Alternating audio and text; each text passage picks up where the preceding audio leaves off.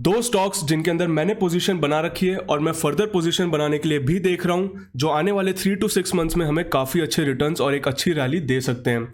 देखेंगे हम लोग आज के वीडियो में। Welcome to Investographer. मेरा नाम है अंकित और वीडियो शुरू करने से पहले जल्दी से लाइक का बटन दबा दो और कमेंट सेक्शन के अंदर वी आर द इन्वेस्टोग्राफर्स लिख दो। इससे हम लोगों को मोटिवेशन मिल जाता है और चैनल की ग्रोथ में काफ़ी हेल्प हो जाती है। अब बिना किसी देरी के जल्दी से हम लोग पहला जो स्टॉक है उसका चार्ट पैटर्न देख लेते हैं और किस तरीके से उसमें अंदर आप लोग पोजीशन अपनी एंटर कर सकते हो। पहला स्टॉक है उसका नाम है आइशर मोटर्स। आइशर मोटर्स का अगर हम लोग चार्ट पैटर्न देखें तो ऑलरेडी हम लोगों ने लाइव सेशंस में काफ़ी बार डिस्कस कर रखा है कि इसमें एक लॉन्ग टर्म टाइम फ्रेम पे अगर आप देखो लास्ट ईयर के नवंबर से एक काफ़ी बढ़िया सिमेट्रिकल ट्रायंगल डेवलप होता हुआ दिख रहा है और रिसेंटली उस सिमेट्रिकल ट्रायंगल का हमें बहुत बढ़िया ब्रेकआउट देखने को मिला है। अगर हम लोग रेजिस्टेंस देख लें इस वाले जोन में जिसमें हमें ब्रेकआउट देखने को मिला है तो आप क्लियरली देख सकते हो इसमें 2760 के आसपास का जो जोन है यहाँ पे एक रेजिस्टेंस था जिसका हमें काफ़ी अच्छा ब्रेकआउट देखने को मिला। सिमेट्रिकल ट्रायंगल की जो ट्रेंड लाइन आ रही थी उसका भी हमें ब्रेकआउट होता हुआ दिख रहा है एंड जो रिट्रेसमेंट उसके अंदर आता है, रिट्रेसमेंट के बाद अगर आप नीचे वाले जोन के अंदर देखो जो कि एक बहुत ही इंपॉर्टेंट चीज़ हो जाती है ऐसे टाइम्स में, अगर आप नीचे वाले जोन में देखो तो आपको नीचे से काफ़ी स्ट्रॉन्ग बाइंग आती हुई दिख रही है और प्रॉपर आपको सपोर्ट लेके बाउंस बैक भी आता हुआ दिख रहा है। तो अगर इसमें हमें पोजीशन बनानी है तो उसके अंदर हम देख सकते हैं कि हमारा टाइम फ्रेम क्या हो सकता है, हमें प्रॉफिट्स कितने मिल सकते हैं और रिस्क हम लोगों का कितना रहेगा। तो अगर हम लोगों को इसके अंदर ट्रेड लेना है तो सबसे पहले तो हम लोग देख लेते हैं कि हम इसमें अपने स्टॉप लॉसेज या अपना रिस्क कहाँ तक रख सकते हैं। अगर आप एकदम शॉर्ट टर्म ट्रेडर हो जो बिल्कुल भी रिस्क नहीं लेना चाहते, मैक्सिमम 1.5 से 2% का रिस्क लेना चाहते हैं, तो आप अपना स्टॉप लॉस कुछ इस वाले जोन पे मेंटेन कर सकते हो जो आपका यहाँ पे रिसेंट स्विंग लो बना है एकदम 2760 के जोन में, जो कि काफ़ी छोटा स्टॉप लॉस रहेगा। यहाँ से अगर हम लोग कैलकुलेट करें लास्ट इसके क्लोजिंग प्राइस से अगर आप देखो तो आपका अप्रॉक्सीमेटली 1.5 से 2% का स्टॉप लॉस रहेगा। बट अगर आप थोड़े पोजिशनल ट्रेडर हो, अगर आप एटलीस्ट 2 से 3 महीने अपनी पोजीशन होल्ड करने के लिए देख रहे हो और थोड़ा सा रिस्क ज़्यादा अफोर्ड कर सकते हो तो आप अपना स्टॉप लॉस इस वाले जोन पे रख सकते हो अप्रॉक्सीमेटली 2630 के आसपास, जिसमें आपका 6% के अराउंड स्टॉप लॉस बनेगा। और अगर आप ज़्यादा रिस्क लेना चाहते हो और थोड़ा ज़्यादा कॉन्फिडेंट हो ट्रेड के अंदर तो आप अपना स्टॉप लॉस 12.5% के अराउंड 2460 पे रख सकते हो। पर्सनली मैं अपना स्टॉप लॉस इस वाले जोन पे प्रेफर करूँगा जिसमें एक रिस्क और रिवॉर्ड का हमें काफ़ी अच्छा रेशियो मिल सकता है। तो ये वाला जोन एक काफ़ी अच्छा स्टॉप लॉस का जोन बन सकता है। आप यहाँ पे देख सकते हो काफ़ी अच्छे सपोर्ट इसने लिए हैं इस वाले जोन में और यहाँ पे भी इस वाले जोन को रिस्पेक्ट किया है। तो इस वाले जोन का हम लोग स्टॉप लॉस रख सकते हैं। अगर इस वाले जोन के नीचे आता है क्लोजिंग बेसिस पे तो हम निकलने के लिए देख सकते हैं। बाकी हम लोग एक बार इसका ट्रेंड देख लेते हैं और टारगेट्स हम लोग देख लेते हैं। टारगेट मैंने आप लोगों के लिए ऑलरेडी मार्क कर रखे हैं। अगर हम लोग टारगेट फिर से लगाने जाएँ तो हम लोग फिर से एक बार टारगेट लगा लेते हैं जल्दी से। अगर हम लोग टारगेट्स अपने देखें तो इस वाले जोन से अगर आप मार्क करते हो, इसका जो प्रीवियस पूरी की पूरी हमें रैली देखने को मिली है, तो अगर हम उस रैली को मार्क करें तो आप क्लियरली देख सकते हो कि ये जो रैली हमें देखने को मिली उसके बाद जो इसमें रिट्रेसमेंट आ रहा है वो रिट्रेसमेंट आपको दिख रहा है 38% रिट्रेसमेंट जोन तक। अगर आप लोगों को समझना है कि फिबोनाची के हम लोग रिट्रेसमेंट्स और टारगेट्स कैसे सेट करते हैं तो इसके ऊपर ऑलरेडी मैंने एक प्लेलिस्ट बना रखी है जिसमें हम लोगों ने काफ़ी डिटेल में इसको डिस्कस कर रखा है। अब अगर हम लोग देखें तो 38% के जोन तक हमें यहाँ पे रिट्रेसमेंट देखने को मिला जिससे काफ़ी अच्छा स्ट्रॉन्ग बाउंस बैक देखने को मिला। तो जब भी स्टॉक 38% तक रिट्रेस करता है तो उसका अल्टीमेट टारगेट हम लोग लेके चलते हैं 61% नेगेटिव साइड पे। तो 4100 के जोन में आप लोगों का अल्टीमेट टारगेट रहेगा। बट अगर आप शॉर्ट टर्म व्यू से या मीडियम टर्म व्यू से देख रहे हो तो आप इसमें 3700 का एक बीच में 25 से 30% पार्शियल प्रॉफिट बुकिंग के लिए भी टारगेट रख सकते हो। अब हम लोग बात कर लेते हैं थोड़े स्टॉक के सेक्टर के बारे में और स्टॉक के बिजनेस के बारे में, क्योंकि अगर हम लोग स्टॉक को 3 to 6 मंथ्स के लिए होल्ड करने के लिए देख रहे हैं तो डेफिनेटली हम लोग को वो वाली साइड भी कंसिडर करनी पड़ती है। तो आइशर मोटर्स अगर हम लोग देख लें तो ऑटो सेक्टर के अंदर आता है मेजरली। ऑटो सेक्टर अगर हम लोग पिछले कुछ महीनों से देखें, इनफैक्ट हम लोग इस ईयर के जनवरी से देखें तो ऑटो सेक्टर ने बहुत खास कोई परफॉर्मेंस हम लोगों को नहीं दी है।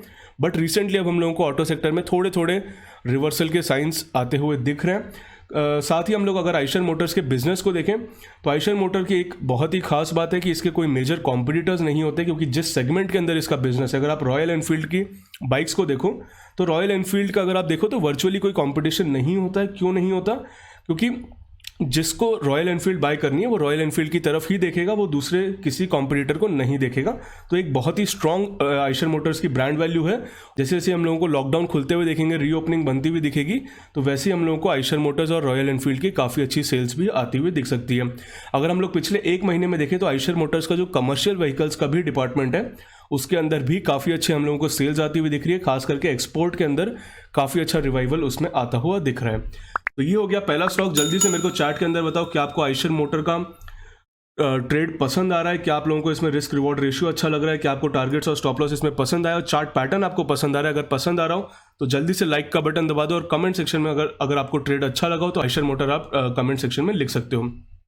जल्दी से हम लोग चलते हैं अपने दूसरे ट्रेड की तरफ, जो कि है इंडिगो के अंदर, इंडिगो एयरलाइंस के अंदर। थोड़ा सा ध्यान रखना, इंडिगो एयरलाइंस है ना कि इंडिगो पेंट्स। अब अगर हम लोग इंडिगो एयरलाइंस के अंदर आ जाते हैं तो इंडिगो एयरलाइंस अगर आप लोगों को याद हो तो रिसेंटली जो ये वाले जोन पे इंडिगो एयरलाइंस चल रहा था, जब इस वाले जोन पे कंसोलिडेट कर रहा था, तब मैंने इसके अंदर अपनी पोजीशन बनाई थी। इनिशियल 30 to 40% पोजीशन बनाई थी। आप लोगों को भी मैंने अपडेट किया था कि मैं पर्सनली इंटरग्लोब एविएशन इंडिगो के अंदर इन्वेस्ट कर रहा हूँ और मेरा पर्सनली व्यू इसमें आने वाले 2 से 3 साल के लिए रहेगा, क्योंकि रिवेंज टूरिज्म और रीओपनिंग के थीम के अंदर हमें इंडिगो काफ़ी अच्छा परफॉर्म करता हुआ दिख सकता है। एक ही हम लोगों को इंडिया के, अगर हम लोग एयरलाइंस के बिजनेस को देखें तो एक ही ऐसा बिजनेस है जो काफ़ी अच्छा प्रॉफिट जनरेट कर लेता है, काफ़ी अच्छा डोमिनेंस इन्होंने जनरेट कर रखा है। और जो एयरलाइन बिजनेस में सबसे ज़्यादा ज़रूरी है कि सर्वाइव करने की पावर इनके अंदर है। अगर हम लोग किसी भी और एयरलाइन की कंपनी को उठा के देखें तो वो बहुत ज़्यादा लॉस मेकिंग है, परफॉर्म नहीं कर पा रहे हैं और खास करके सर्वाइव उनका करना बहुत ज़्यादा मुश्किल दिख रहा है इस टाइम पे। इंडिगो को अगर लॉन्ग टर्म चार्ट भी अगर आप देखो तो भले ही एक हल्का सा ही हो, बट इसने एक अप ट्रेंड मेंटेन कर रखा है, ना कि एक डाउन ट्रेंड मेंटेन कर रखा है, जो कि मैक्सिमम एयरलाइन स्टॉक्स के अंदर आपको एक डाउन ट्रेंड इसमें बनता हुआ दिखता है। अब हम लोग इसके चार्ट पैटर्न को देख लेते हैं कि अब रिसेंटली इसमें ऐसा क्या हुआ है जो मैं आप लोगों के साथ फिर से इसको लेके आया हूँ। अगर हम लोग इसका चार्ट पैटर्न देखें तो क्लियरली आप देख सकते हो जो इसका कंसोलिडेशन जोन चल रहा था यहाँ पे, उसके अंदर आप देख सकते हो कि एक अपर लेवल पे जो ट्रेंड लाइन ऊपर की साइड से चल रही थी उसका हमें काफ़ी अच्छा ब्रेकआउट होता हुआ दिख रहा है एंड वापस से रिट्रेसमेंट आता हुआ दिख रहा है। अब आइशर मोटर्स में अगर हम लोग देखें तो रिट्रेसमेंट का सपोर्ट हमें लेता हुआ दिख गया, तो उसमें फ्रेश एंट्री करंट प्राइस पे भी बनाई जा सकती है। बट इंडिगो में अभी रिट्रेसमेंट चालू है, रिट्रेसमेंट अभी चल रहा है। अब हम लोग ये नहीं कह सकते कि जो रिट्रेसमेंट है इंडिगो का वो इस वाले जोन तक खत्म हो जाएगा या फिर हमें इस वाले जोन तक भी जाता हुआ दिखेगा। तो बेसिकली आपको क्या करना है, आपको इसको अपने वॉच लिस्ट में रखना है, अपने रेडार पे रखना है, और जैसे ही आपको इसमें रिट्रेसमेंट खत्म होता हुआ दिखे तब आप इसमें फ्रेश एंट्री बनाना इनिशिएट कर सकते हो। अब जैसे मैंने पर्सनली और कई सारे लोगों ने इनिशियल 30-40% इस वाले जोन में एंट्री ले रखी है, तो हम लोग क्या करेंगे, हम लोग सिंपली इसको रिट्रेस होने देंगे जिस वाले जोन तक इसको रिट्रेस होना है, और वहाँ से जब बाउंस बैक आएगा तब हम अपना रिमेनिंग अमाउंट इसके अंदर इन्वेस्ट कर देंगे।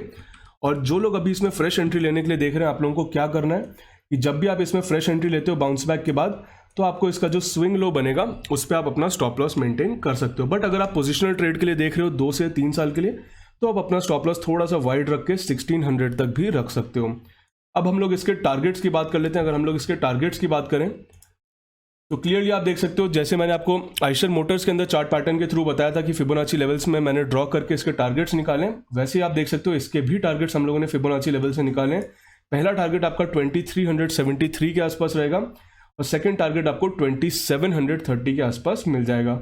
अब एक बार हम लोग जल्दी से कैलकुलेट कर लेते हैं कि हम लोगों का कितना इसमें रिवॉर्ड्स मिल सकते हैं। अगर इस लेवल से हम लोग करंट लेवल से कैलकुलेट करें तो इसमें आपको पहला टारगेट 24% तक दिख रहा है एंड सेकंड टारगेट आपको 42-43% तक दिख रहा है, जो कि इजीली हम लोगों को 4 से 6 महीने में अचीव होता हुआ दिख सकता है। अगर इसका ट्रेंड अच्छा रहता है, वॉल्यूम्स इसमें स्ट्रॉन्ग जनरेट होना स्टार्ट हो जाते हैं, तो डेफिनेटली आप इसको ट्रैक कर सकते हो। एक खास चीज़ हमें इसके अंदर और भी दिख रही है कि जो प्रीवियस इसका लाइफ टाइम हाई था 2019 के अंदर जो इसने बनाया था, वो अब हमें ब्रेक होता हुआ दिखा है एंड उसी पे हम लोगों को सपोर्ट भी लेता हुआ दिख रहा है। तो हो सकता है ये यहीं से बाउंस हो जाए, बट अगर थोड़ी और सेलिंग इसमें आती है तो हमें इस वाले जोन तक अप्रॉक्सीमेटली 1820-30 के जोन तक भी रिट्रेस होता हुआ दिख सकता है। तो जल्दी से मेरे को बताओ कि क्या आप लोगों को ये दोनों ट्रेड पसंद आए, क्या इस तरह के मुझे लॉन्ग टर्म ट्रेड या लॉन्ग टर्म पोजीशंस वाले स्टॉक्स भी आप लोगों के साथ शेयर करने चाहिए, जिनके अंदर आप लोगों का होल्डिंग पीरियड 6 महीने, 1 साल, 2 साल तक भी हो सकता है। अगर आपको लगता है इस तरह के और ट्रेड लाने चाहिए तो कमेंट सेक्शन के अंदर मेक मोर वीडियोज़ लिखना मत भूलना, और जल्दी से मेरे को बताओ कि आइशर मोटर्स और इंडिगो में से आप पर्सनली अगर किसी स्टॉक में एंटर करना चाह रहे हो तो कौन से स्टॉक में आपको ज़्यादा अच्छा चार्ट पैटर्न दिख रहा है, आइशर मोटर्स में या फिर इंडिगो एयरलाइंस के अंदर। कमेंट सेक्शन में ज़रूर लिखना और इसी तरह हम लोग वीडियो आपके लिए लाते रहेंगे। Thank you.